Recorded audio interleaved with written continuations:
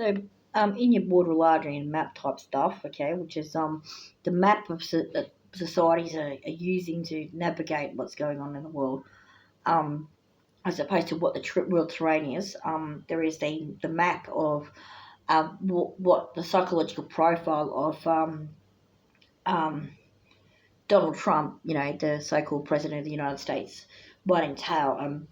His niece, his niece Mary, from Mary Trump Media, has a video dedicated to her perspectives on how that generation of the Trump family behaved and the consequences that might be associated with that. And unsurprisingly, Mary proffered the idea that Fred Trump Sr., so her grandfather, was engaging what some people refer to as narcissistic parenting styles.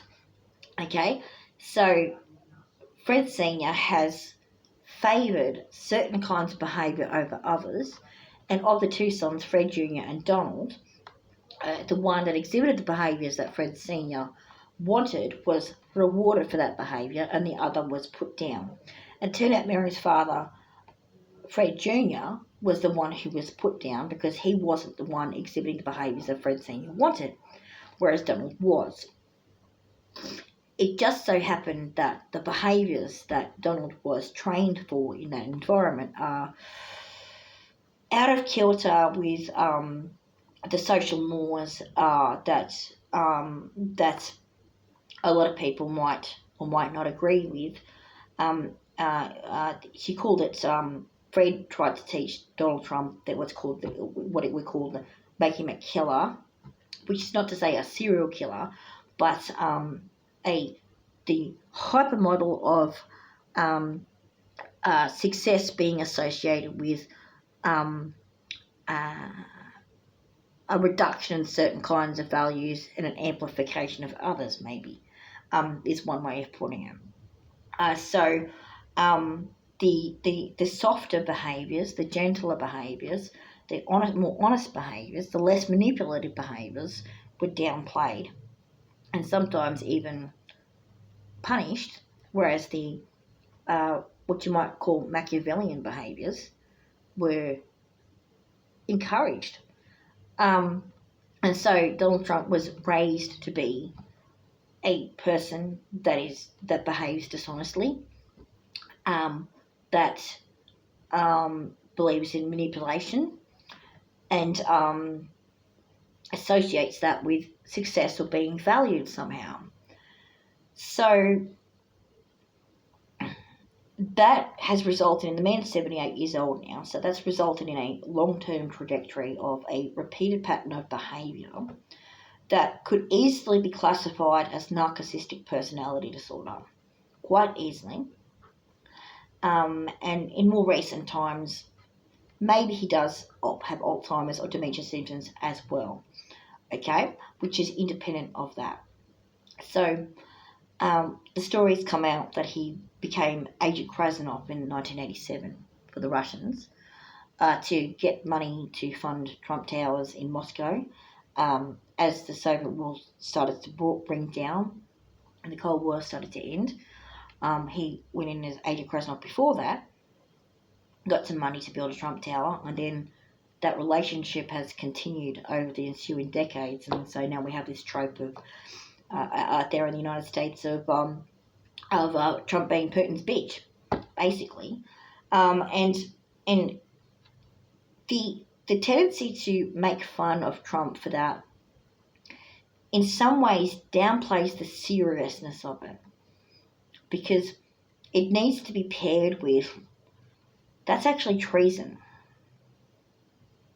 Okay, in the context of the possibility or actuality of the man making some kind of deal with Russia in the 1980s to do some kind of planned or project-based from time to time behaviour that suited Russia's interests at the expense of the United States' own, okay, and actually acting as an agent for a foreign spy agency called the KGB in doing so, actually does qualify as treason.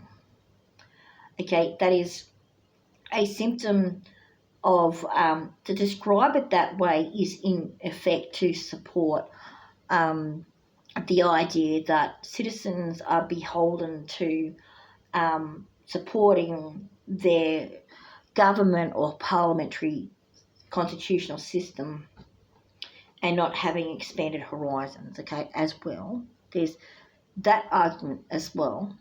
However, when it comes to the difference between a ordinary civilian, which typically does not get involved in something like that because there's no strategic benefit for said spy agencies, unless something very bizarre is going on, in which case it wouldn't be consented to. There'd be like a pawn or a puppet in their behaviour type of thing.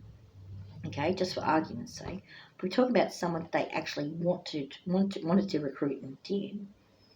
That means they saw some value in that man's behaviour or potential trajectory, and capacity to influence situations that would be to Russia's benefit. There's several things there. Donald Trump's association with New York City and New York State, his association with a key industry known as real estate, and his notability as a public figure.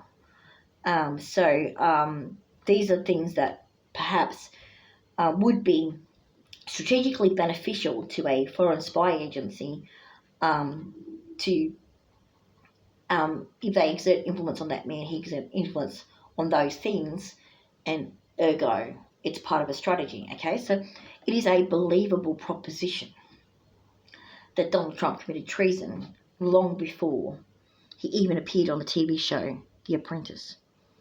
And that is a serious thing. So the downplaying of Donald Trump's behaviour as a buffoon type guy who's just a crazy old drunk at the pub, you know, like the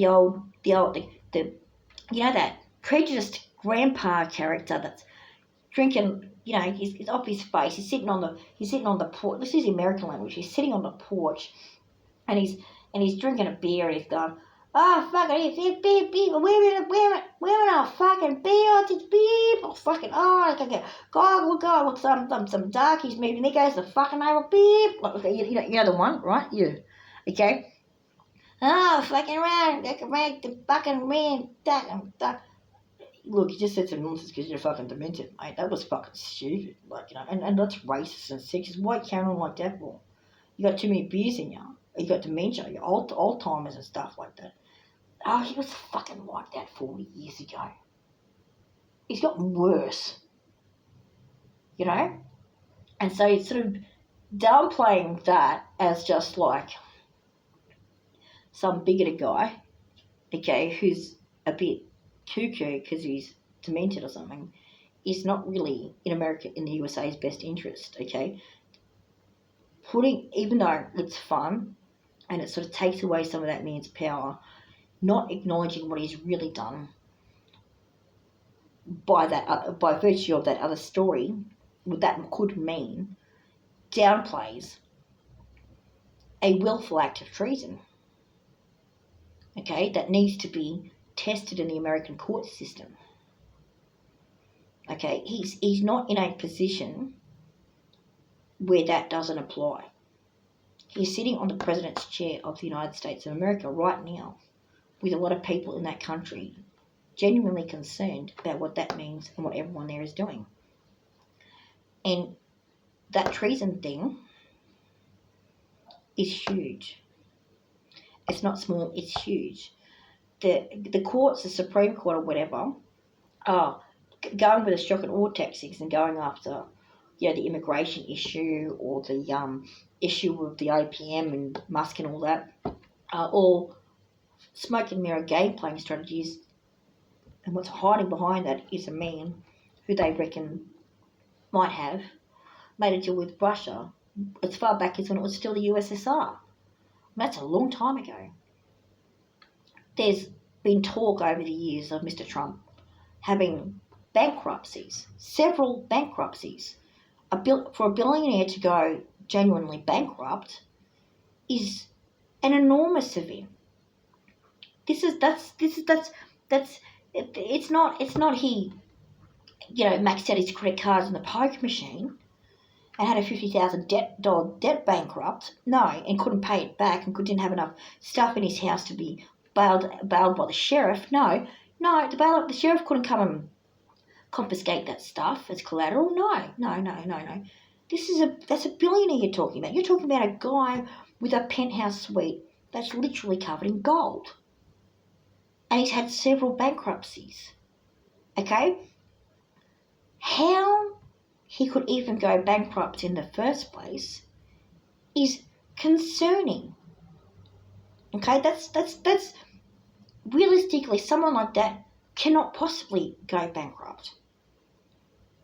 They've got too many resources at their disposal to be able to not go bankrupt. They can pay for accountants, they can pay for lawyers, they can pay for finance managers, they can pay for people to assess their portfolios of investments and their different corporations or whatever to see where the risk factors are. They can be apprised and advised in advance. They can change their decisions to reduce that risk. They have the resources to do so, and moreover, they have so much resources that you would be confused if they ran out of them and yet still managed to keep a penthouse with gold dripping on it. So there's a bit of an inconsistency in that narrative. There's an inconsistency in that narrative. Can billionaires really go bankrupt? Or are they really billionaires in the first place and they're just fibbing about how much money they've got?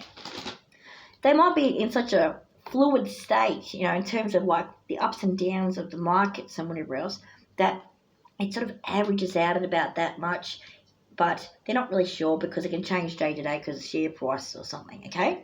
Whatever, okay? It's also, I think, to notice, right,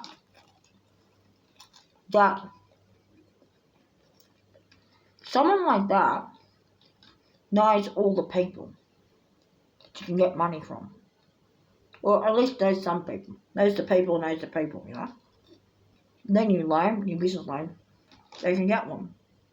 Now, to be approved for a loan from a bank, okay, if you, as a poor person, because most of the people in the world are qualified as poor people, have you ever even bothered to try and go to a bank to get a loan? Probably not. You know straight away that you wouldn't qualify. That you just don't stand a chance. It's just not going to happen. Okay? For example, if you're on the DSP in Australia, you can't even get a credit card.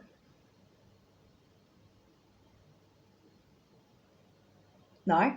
Or if you're in the United States, you might be surprised by that.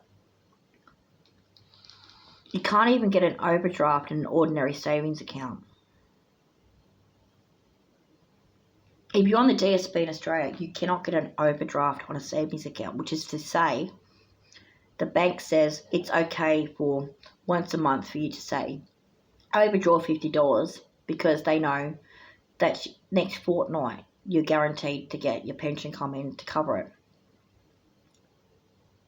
They don't even approve overdrafts on savings accounts for disability support pensioners. Okay, if you cannot get an overdraft on a savings account, there's absolutely no way you are going to get a credit card or a personal loan, let alone a home loan, let alone a multi-million-dollar business loan. Now, when you're talking about a guy who's had several and this is people who are completely solvent, to use the client's language of bankruptcies and whatever else, these are people with no debts because they actually are never approved to get debts in the first place. They have no debts. There are people walking around with no debt at all who can't be approved for loans. Okay? Because they don't earn enough. They can't even be approved for a debt. So what Centrelink does in Australia is that, you can get an advance payment on your GSP, which means they give you they give you money in advance, and then instead of paying you the whole amount for a few months afterwards, they pay you a part, they reduce the amount, so they get the money back, so it evens out being exactly the same GSP level the entire time, right? And you can't do that. Could you go to cash converters or something like that and give them an object in exchange for money and then pay back extra? You might be able to. But a lot of those times when people do that, they can't pay it back, so they don't get the object back. So basically they just sold something. Yeah. The level of difference in experience with the financial industry for someone who's on the DSP compared to someone like Donald Trump is extraordinary. Okay? Donald Trump, the president of the USA, he had several bankruptcies while a billionaire. Okay?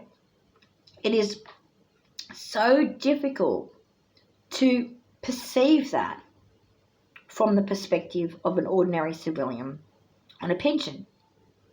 It's difficult to perceive how that's possible. That they could spend so much money and get so much debt that they are declared officially incapable of paying back their debts, and their stuff has to go into administration, bankruptcy administration, so that others can find a way to negotiate with the creditors who they owe money to how much they're going to get back, which is likely to be part of what they're owed, not the full payment. It includes things like selling their assets off so that the money can be raised to pay those debts. So someone who's a multi-billionaire who goes bankrupt is someone who is fucking terrible with money. They've got to be terrible with it. And they go through that process several times while still living in a penthouse, dripping in gold. What kind of arrangements have been made to avoid selling off their personal assets? There's something shady about that. Okay? And moreover, if they go bankrupt like that, where do they get the seed capital afterwards to be able to start again in the business world? Yeah, they'll get a couple of $1 million loan from this person and another couple of $1 million loan from this person. Okay, they might do that too. All without the Krasnov effect. Right? However,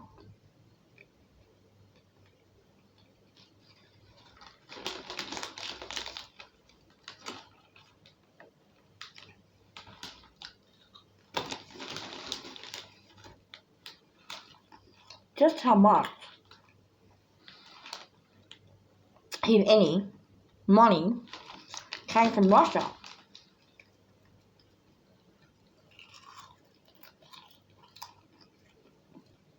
For example, of all the Trump towers they went to build in Moscow, how many got built compared to how many got paid for? See, these are all the places that they would be looking if they were doing a proper investigation, Stuff like that. Anyway, back to Donald Trump's personality profile.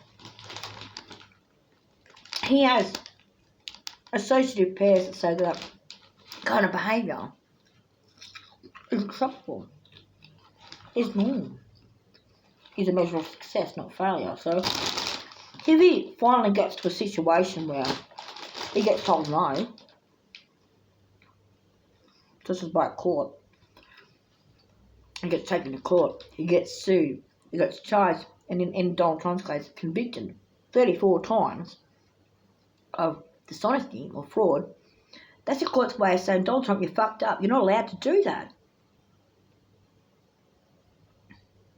But all these Fred Trump programs and all these social programs that come from, all those shady business deals and whatever, say, no, he's allowed to do that. That's normal. The courts are full of shit. No, the court's not full of shit. They actually demonstrated with their paperwork and their research and their police officers and whatever else they've done, that through the judicial process that those courts have, that he in fact did that thing, that it does meet the definition of their statutes and their court procedures of what constitutes a crime, and they agreed that he did do it and he should get into trouble for it. But they turned around and said with the 34 fraud convictions that he had presidential immunity, but they didn't demonstrate why it wasn't presidential immunity, which is because the crimes were committed before he'd been elected president the first time. He wasn't in the presidential role at that time. Also, there's the issue of the fraud convictions being associated with the Stormy Daniels case, in which case it has nothing to do with his presidential duties. It's a completely personal matter.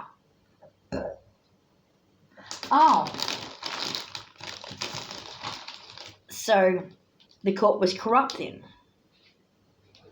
It was just corrupt in favour of Donald Trump. So when Donald Trump says the court is corrupt, he's telling the truth. What he's not saying is it's corrupt in favour of him. In that particular instance.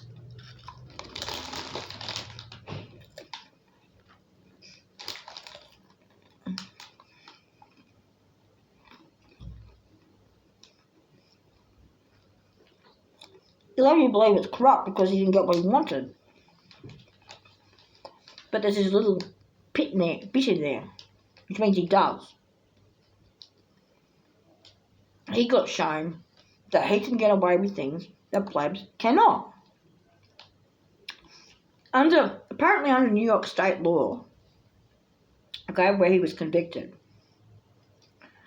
those particular fraud convictions, all 34 of them, are associated with mandatory sentencing requirements, and during custodial mandatory sentencing, they are not allowed to vote, which means in the New York State penitentiary system, there's a whole bunch of people with exactly the same class of conviction, not the same circumstances of crime, but the same class of crime with convictions, who are in the can, in the prison system, in cells, thinking about what they've done and being told dishonesty is not okay, sir, and being told your punishment for that is that you get to have to stay here for a while and you're not allowed to vote. And they're looking at the TV in their cells and in the rec room of the prison, right, and talking in the courtyard of the prison going, why isn't he in here? Why isn't he in the prison? What's he doing out there for? How come we can't vote? Those frauds couldn't vote against or for Donald Trump. They were sentenced at a mandatory sentence in accordance with New York state law and lost the right to vote temporarily as a result of New York state law. And in some cases may have been there for some time, talking to prison counsellors and whatever else, and genuinely attempting to comprehend why that was a fuck up, why they shouldn't have behaved that way, and to find better means of responding to their circumstances instead of resorting to that type of behaviour. And then Trump comes along and does that.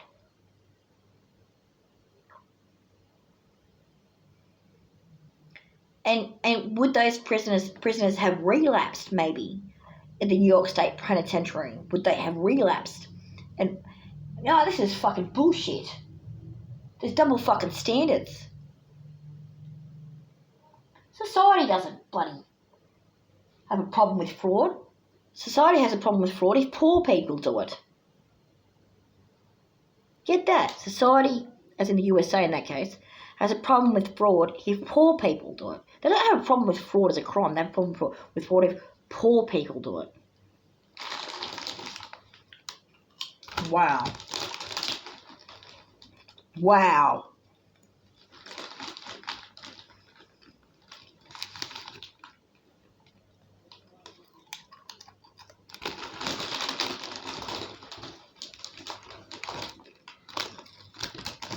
Do you reckon those people left prison and started to form little gangs and cartels of their own? Apparently, New York City's real estate market is completely screwed. They've got overpriced housing, and buildings that are empty because they're overpriced and people can't afford them. Entire city blocks lined with tents from end to end of people who have been denied housing, who can't get housing because they're too poor, because they're priced out of the market. Priced out of the market because of real estate agents and moguls like Donald Trump. So when those people come out of the penitentiary and they see that tent city there in their state, and they've got this message ringing in their ears, their effort doesn't matter, your social status as a poor person matters. The only reason why you get away with crimes in this world is because you've got enough money to pay off the judge or some crap. And have a look at that. He's the one that ripped off everyone in the fucking first place.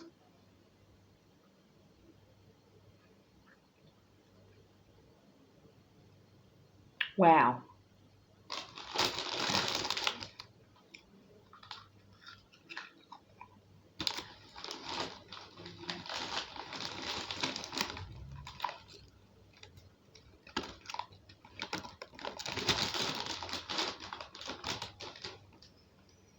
That is not a message they should be sending people like that if they want to prevent crime in New York State. Absolutely not. When they're in the camp, those people are going to be talking to other prisoners. Some of them might have been part of gangs. They're going to meet up on the outside due to their circumstances or their personal preferences or both, and they'll form a gang. Organised crime will go up.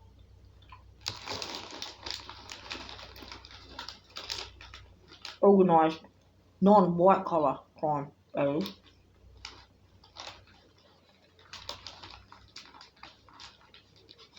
They'll be looking for a quick buck. Those people in tents will be given drugs, exchange for money. Then they'll be doing prostitution to pay for it. And then those apartments will get filled by the people from New York State Penitentiary.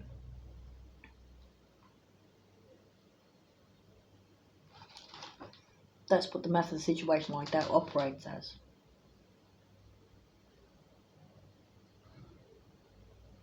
Donald Trump, a New York State court system. We hope you're happy. Well, I hope you're happy because the homeless people of New York were under enough risk as it is. They don't need that fucking shit too. They don't need it, you fucking prick. You absolute fucking dog too.